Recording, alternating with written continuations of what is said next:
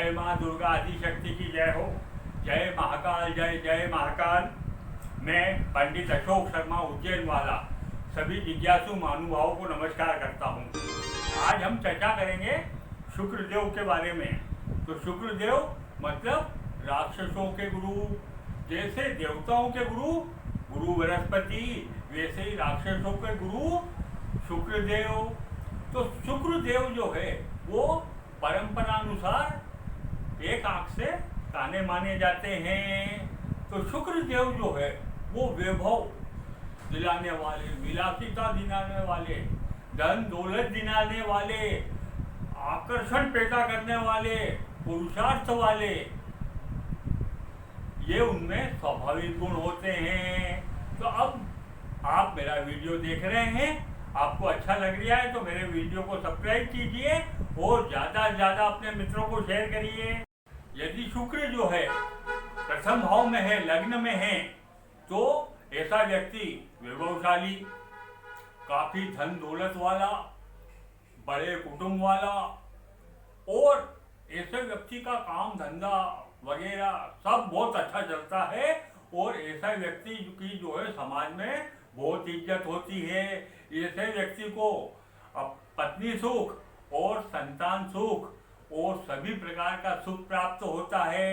यदि प्रथम भाव में अशुभ स्थिति में शुक्र होता है तो व्यक्ति जो है दौलत में कमी नहीं आती है उसकी, किंतु वो पराई इश्क के चक्कर में नहीं पड़ जाए, पराई स्त्री के चक्कर में नहीं पड़े, ये बात ध्यान रखें। और न वो पैसे का दुरुपयोग करे, मतलब इस प्रकार के शौक नहीं पाले जो उसके धन को बर्बाद करते हों, जैसे जुए का शौक, जैसे सट्टे का शौक, या प्रेम प्यार के चक्कर में पड़ के धन की बर्बादी, इस प्रकार के चक्कर में नहीं पड़े तो ज़्यादा अच्छा है। यदि शुक्र जो है दूसरे भाव में हो तो दूसरा भाव कुटुंब का भाव होता है। तो कुटुंब के भाव में यदि होता है तो ऐसा व्यक्ति की वाणी बड़ी मधुर होती है और ऐसा व्यक्ति संगीत में और साहित्य में रुचि रखने वाला होता है और ऐसा व्यक्ति जो है वो प्रसिद्ध व्यक्ति होता है। किंतु यदि शुक्र अशुभ स्थिति में होता है, यदि दूसरे भाव में, तो संतान की कमी होती है और व्यक्ति जो है रिश्तेदारों से भी संबंध बिगाड़ने वाला होता है। ऐसे व्यक्ति को ध्यान रखना चाहिए कि उसको यदि अशुभ शुक्र है तो वो इस बात का ध्यान रखे, वाणी भी मधुर रखे और लोगों से संबंध बनाए रखे। यदि तीसरे भाव में शुक्र हो तो तीसरा भाव साहस का भाव होता है। ऐसा व्यक्ति जो है अच्छी धन दौलत कमाता है, पूरा जोर शोर से मेहनत से काम करता है और इसकी पत्नी भी उसका बराबर का साथ देती है और वो जो है अच्छी स्थिति में अपनी जिंदगी गुजारता है। और यदि तीसरे भाव में अशुभ शुक्र होता है तो फिर भाई बहनों से भी संबंध उसके बिगड़ जाते हैं और पत्नी से भी संबंध बिगड़ने की संभावना बनी रहती है। यदि चौथे भाव में शुक्र हो तो चौथे भाव में शुक्र हो तो चौथा भाव तो सुख का भाव है। ऐसे व्यक्ति को सुख के सारे साधन मौजूद होते हैं, वाहन सुख भी होता है, पत्नी सुख भी होता है, संतान सुख भी होता है। किंतु यदि कर्क राशि होती है वहां पर तो फिर दो स्त्री के योग भी बन जाते हैं, बाकी पत्रिका भी देखना पड़ती है किंतु संभावना बनती है। और यदि अशुभ स्थिति हो शुक्रदेव की तो ऐसी स्थिति में उसकी सुख में कमी आ जाती है और पत्नी से भी संबंध बिगड़ने की संभावना रहती है और ऐसे व्यक्ति का पैसा प्रेम प्यार के चक्कर में ज्यादा खर्च हो जाता है। यदि पांचवें भाव में शुक्र हो तो पांचवा भाव में शुक्र होने से आदमी बुद्धिमान, सभी व्यक्तियों से प्रेम करने वाला व्यक्ति होता है और अच्छी धन दौलत उसको प्राप्त होती है। और यदि शुक्र जो है अशुभ स्थिति में होता है पांचवें भाव में तो संतान में तो कमी हो ही जाती है। व्यक्ति जो है और या उसकी पत्नी भी मर्यादाओं का पालन करते हुए यदि अपना जीवन नहीं निकालते हैं तो वो संपत्ति भी गलत कामों में खर्च हो सकती है। यदि शुक्र छठे भाव में हो तो छठे भाव में, कन्या भाव में तो शुक्र नीच का हो जाता है। तो नीच का हो जाने के बाद भी शुक्र देव की एक खासियत है कि शुक्र पैसे में कमी नहीं होने देता है, तो वो उसको धन दौलत देता है, किंतु पत्नी सुख में कमी कर देता है, संतान सुख में भी कमी कर सकता है, और उसको कोई न कोई रोग रहे ऐसी संभावना भी बन जाती है। यहाँ तक कि गुप्त रोग होने की भी संभावना बनी रहती है। ऐसे व्यक्ति को ध्यान देना पड़ेगा।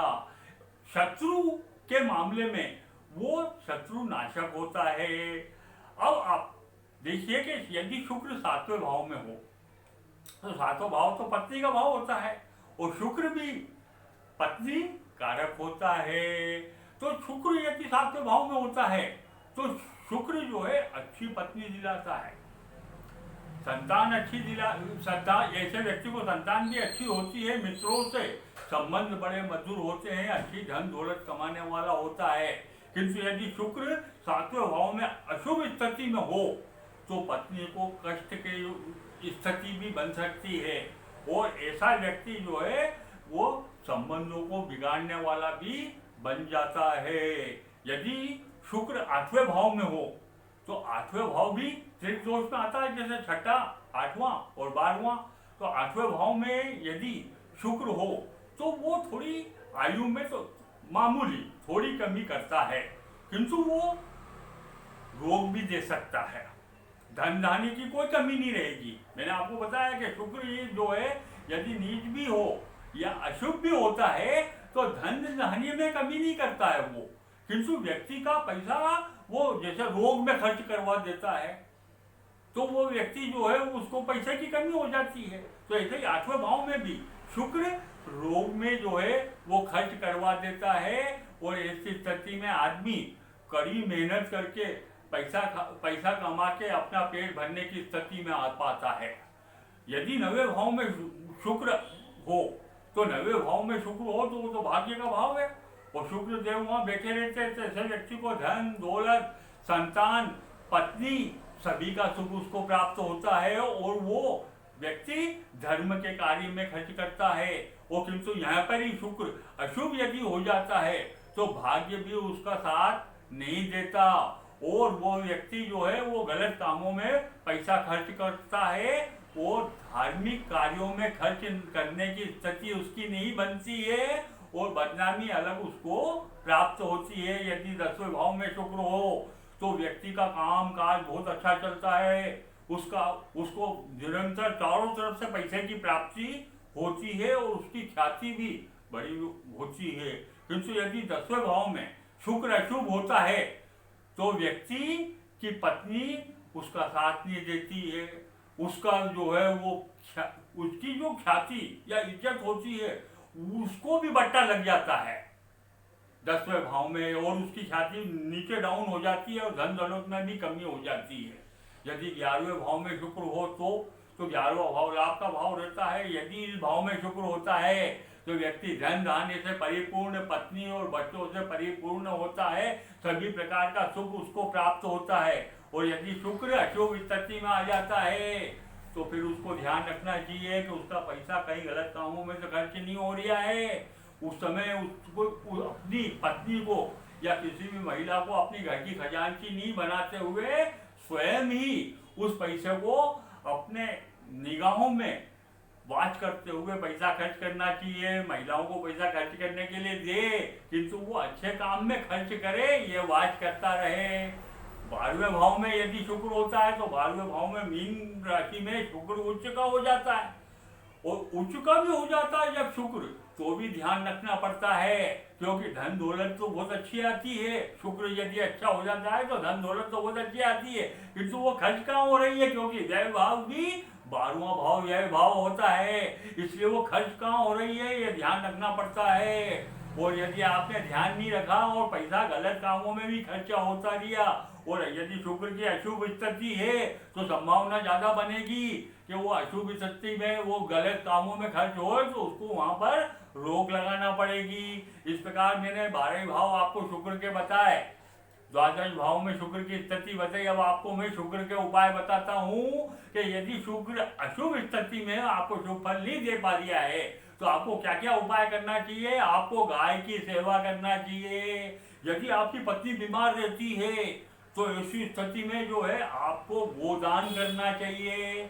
आपको गाय का जो घी है वो किसी ब्राह्मण को, पुरोहित को, साधु संतों को कभी महीने में, कभी 2 महीने में दान करते रहना चाहिए। आपको जो है अपने घर में जो गमले होते हैं, पौधे होते हैं, ये फूलों के पौधे, रंग बिरंगे फूलों के पौधे, जिससे शुक्र प्रसन्न होता है, तो रंग बिरंगे फूलों के पौधे आप अपने घर के गमलों में लगाना चाहिए। महिलाओं का सम्मान करना चाहिए, माँ का सम्मान करो, पत्नी का भी आदर रखो, मैंने और जो है अन्य महिलाओं को भी रेस्पेक्ट करो। जो रिश्तेदारी में हैं, जैसे कभी माँ को साड़ी लाके दे दी, भाभी को जो है कोई साड़ी लाके दे दी, या उनको जो जरूरत की चीजें हैं वो आपने उपहार स्वरूप यदि लाके महिलाओं को देते हो तो आपका शुक्र अच्छा होता है। आज इतना ही, फिर मिलेंगे।